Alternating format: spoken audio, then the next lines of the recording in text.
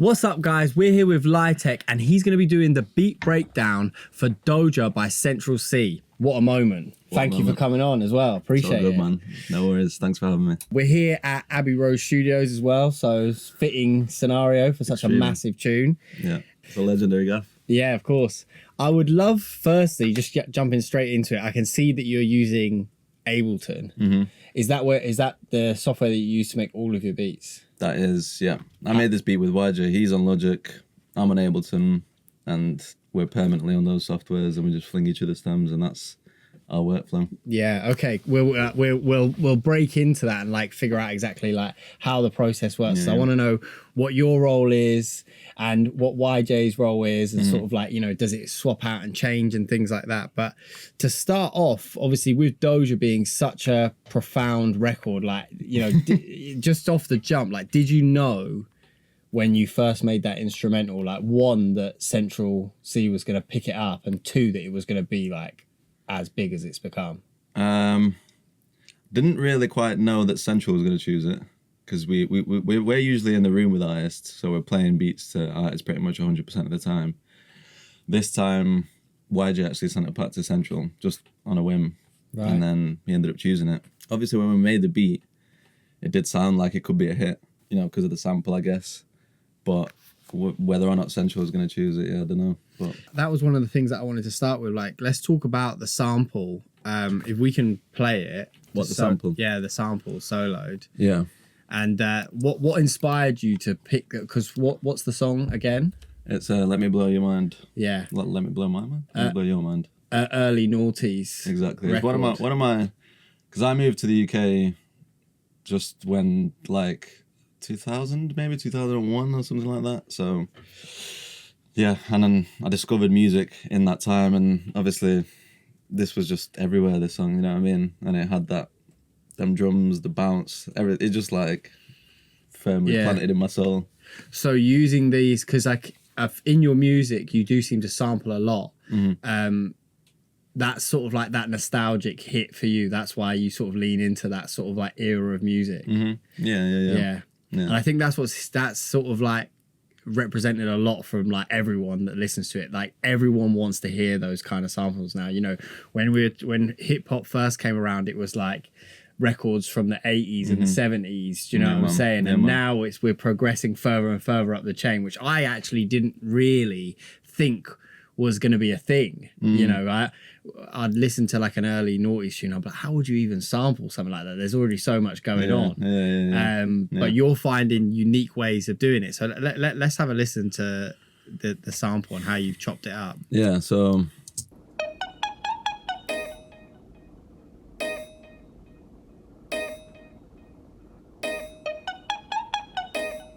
yeah, it's kind of just staying on one thing. But then obviously you've got your keys that are just going a fifth down, which give it all the whole feeling and make the sample make sense.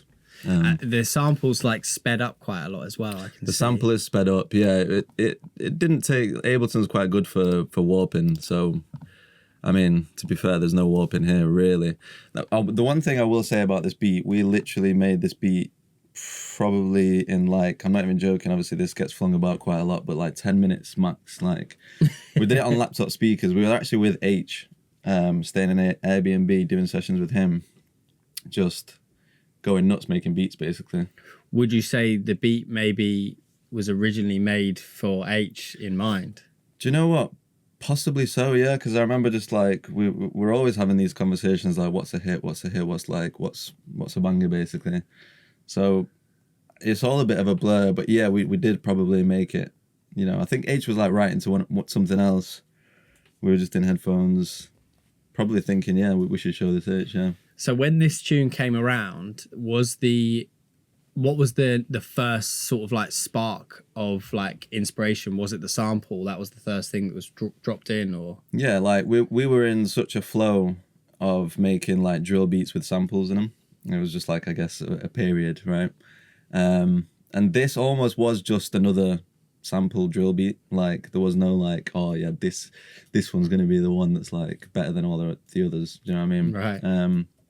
But obviously the sample's just, I see that guitar is just sick. Yeah, it has a unique sort of like point, because the first time I heard it, it's one of those things, it makes you think, because you're like, I know that sample, but because of the way that you've used it, it's not obvious straight from the jump like what sample it is. So you've got so good to hear, bro. Appreciate it. Yeah, but it's a conversation starter, right? Because now people are like, where do I know that song from? And to people maybe that are less into music like us in terms of like analyzing it and breaking it down, they might not even consider that they know it, but it just automatically feels sort of nostalgic, and they know that they like it, and they don't even know why. But it's because they know the song. Yeah, right? Exactly. Subconsciously. Yeah, literally.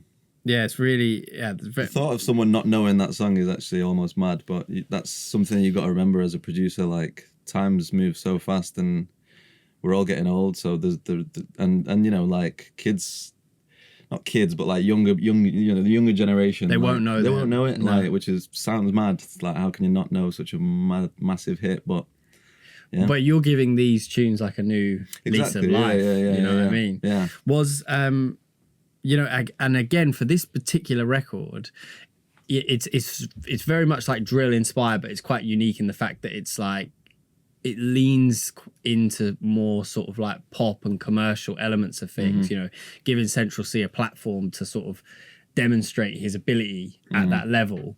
But you know, that's another question we can get into. But this tune in particular, for it being drill, is very upbeat and happy. Was that like a conscious thing of like trying to create something like that?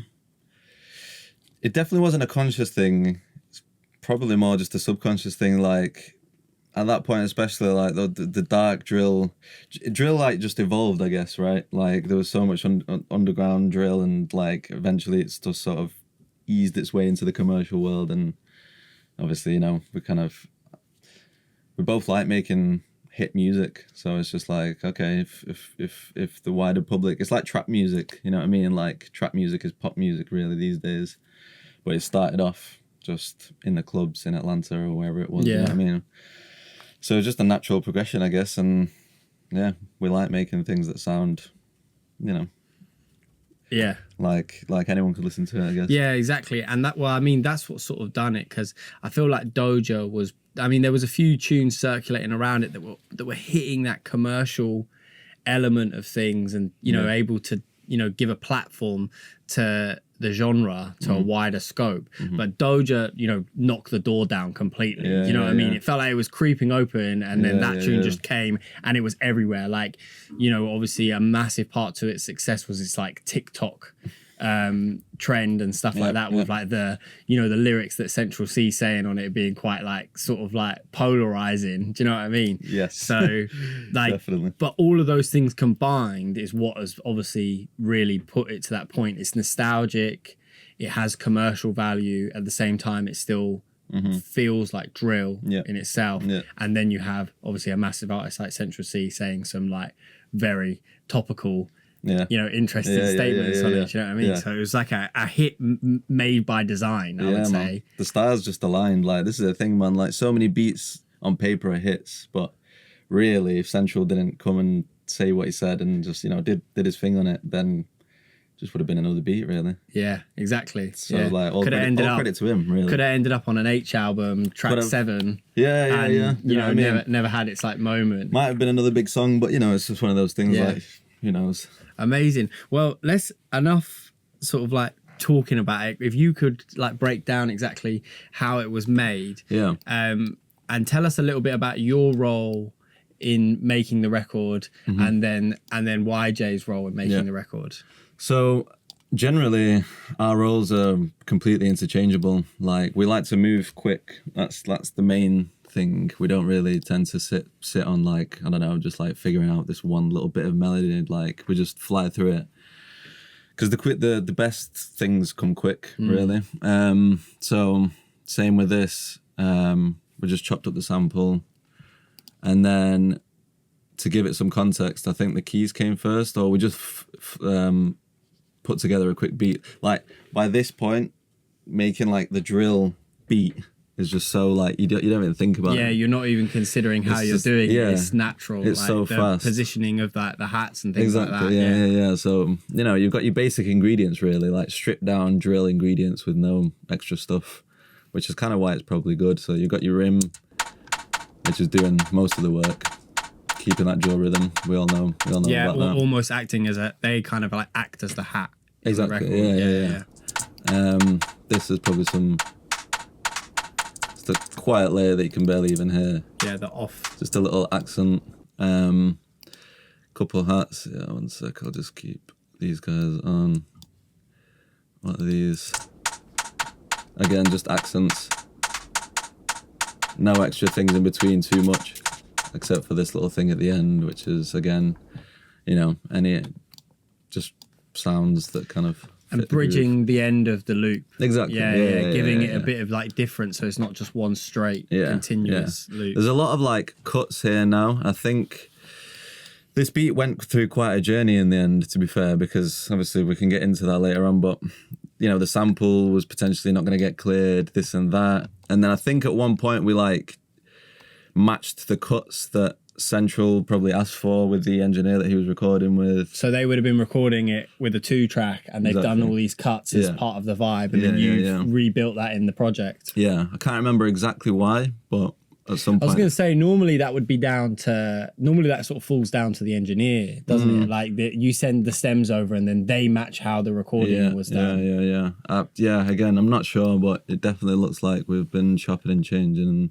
Because, I think it's a good thing that you do it because you have more creative control over it, and obviously understanding how the beat was made, you can do it in a way that's maybe better suited to the record than rather than just doing like a straight cut. Yeah, exactly. So that's like you've got your hats and your rims doing the bulk of the groove there, and then obviously kick.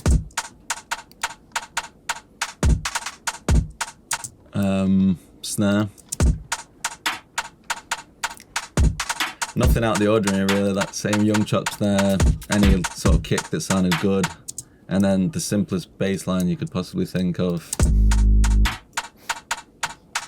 Extend the loop. I was going to say, when analysing this tune, it is super simple, the bass line. There's no glide or anything. Yeah, and that's quite unusual almost for drill. Yeah. But I think that's what helped lean in to it becoming a bit more like of a commercial record. Yeah. Because you're giving and you're allowing Central to sit on the record rather than compete with the record. Yeah, exactly, man. Like every producer will know this, like, because there's so much content out there that stresses this, but like, don't overdo it, basically. And as a producer, when you sat there, this is why we like working quick as well, because we don't give ourselves the opportunity to overdo it. We do it all the time. Still, we overdo it all the time. That's like one of the main things that we try and not do, basically.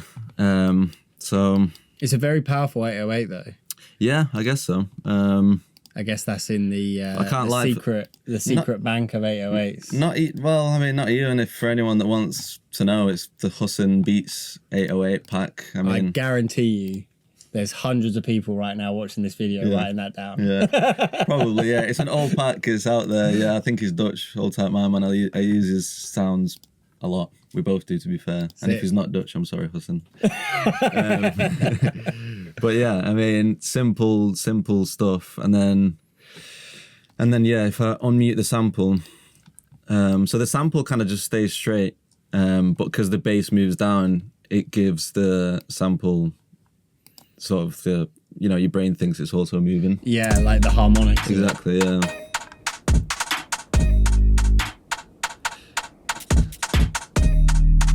Right.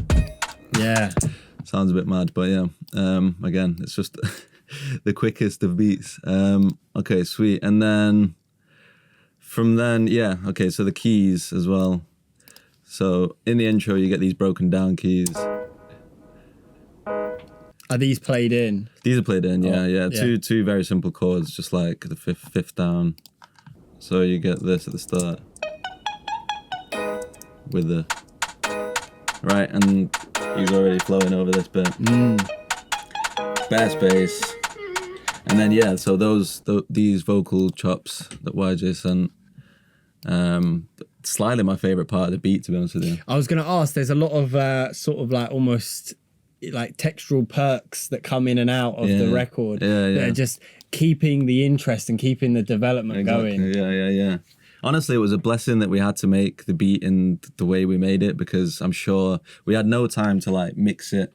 We had no time to like, I'm pretty sure we sent Central like a bit of a peppered version where these things weren't like fully on grid. I'm not sure. I've got loads of versions of this beat. I think this is the cleaned up version, but the groove was a bit clunky.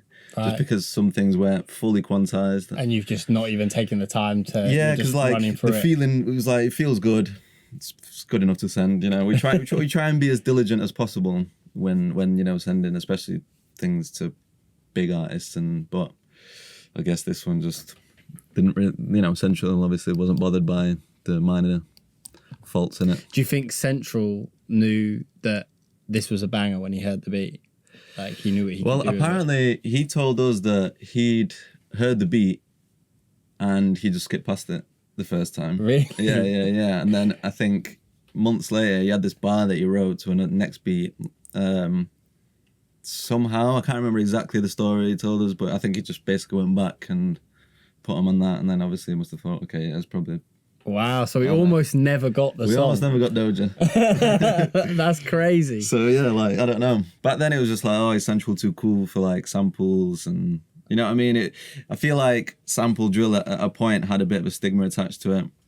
Yeah, there was a few people, not saying names, that were doing it, and it was like, did you want to sort of get wrapped up in that same... There was an air of that. Yeah, you know what I mean? But obviously he does what he wants, clearly. So, yeah, well, and he did it and dominated it. Exactly, do you know what I mean? Yeah, did it the best. So. Any other parts of the instrumental? I heard there was a sax line at the end of it. Very interesting. A little trumpet thing, horn thing that just sounds like this. Obviously, there was some sidechain going on, which I'm on the newer version. This is like on the older version of Ableton, but yeah, just again, bro, we didn't really put too much thought into that either. Like, that was just like, as soon as whYJay sent me this, like these little vocals, I was like, oh, okay, yeah, sweet. It's kind of all it needs. You know, it does this, then you got this little,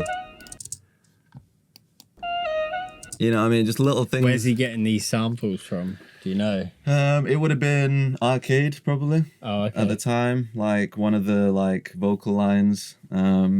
Either that or we go splice. The way we do it is like, we just go like, if we're cooking, like we know the key of the beat that we're cooking in, and then we'll just like, we don't even use splice bridge. That's obviously a bit of, I don't even think it existed back then, but we'll just input the key vocal and then just like flick through until something sounds good. Do you find nowadays with splice being so popular that it's kind of like risky to use, in the fact that, like, you know, someone out there has already made a beat with it? It depends what you're using and how you're using it. Like, if there's some like convoluted thing that like bare producers know about and it like fits a lot of beats and music, I'm not too bothered about it. Like, if it works, it works. But if it's just like an 8-bar hook, like vocal thing, I've heard it happen in like house music where I'm just like, oh yeah, okay, especially on TikTok, man. Like, I used the vocal and I was just like, oh, this sounds great actually. Just this like random house thing I was making. And then over the next week, I literally heard so many different versions of just the same vocal, and I was just like, oh man, like, yeah. So I mean, yeah, and also like, I let go of like trying to please the producer community a long time ago. It's just like, the general public doesn't even know what splice is, let alone like... No. What do you mean by that, trying to please the producer community? Like, what? Well, it's not necessarily please them, but like, be the guy that just has all these like, you know, it's cool in that like, there's a time and place for like having the right sort of like secret sounds and that no one else has, but, you know, Drip Too Hard by Lil Baby and Gunna, that was just a splice loop. But obviously he then like put some gross beat on it. It doesn't sound like, so like, I don't know. And I think that there's something unique in, and there's definitely skill in how you produce in terms of less is more. Yeah. It's so easy to overproduce. That's the most common mistake, is overproduction. Exactly. And then, you know, putting aside that, you've taken a legendary record and you've flipped it into something totally brand new. Do you know what I mean? Like, you know, to me, that's something where you don't just need musical skill. You need to be able to like see out of the box. You need to be able to hear what a song can do, not just musically, but like, you know, what it can do to someone's like soul almost, you know what I mean? Like how it's going to connect with people, like the vision. That's what a real producer is to me personally, seeing past that. But yeah, really cool. I mean, if we can get a little snippet of like the whole beat being played through, that would be amazing. Yeah, of course. So from the intro, well, I mean, I suppose, because this was like one of the things that we thought, oh yeah, this is sick, because it kind of like starts by, you just give them a lick of the sample and you instantly get that feeling of like, oh, what I know that? this. Yeah, I know this, you know.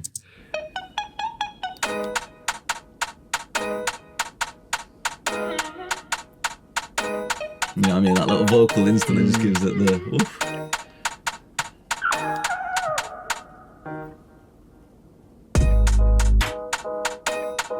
It's just a bed. Yeah. There's nothing really too impressive about it, honestly. Like, it's just a bed for Central to just do its thing. Yeah, that's what you've created. And but as I said, you know, you've ticked those boxes consciously or unconsciously that have made this record. It's a genre that people are finding interesting, that was on the growth.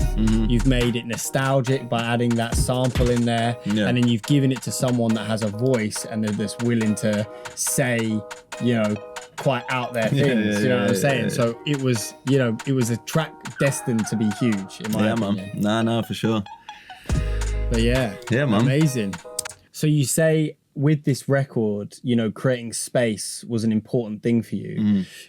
How do you go about finding that balance between making a record have space and openness and leaving the room for the artist to do his thing, but at the same time making it interesting enough to be captured and, you know, spark an idea? Yeah.